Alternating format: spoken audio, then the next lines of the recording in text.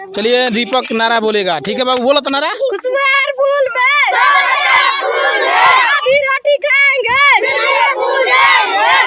जिस घर में छिछाई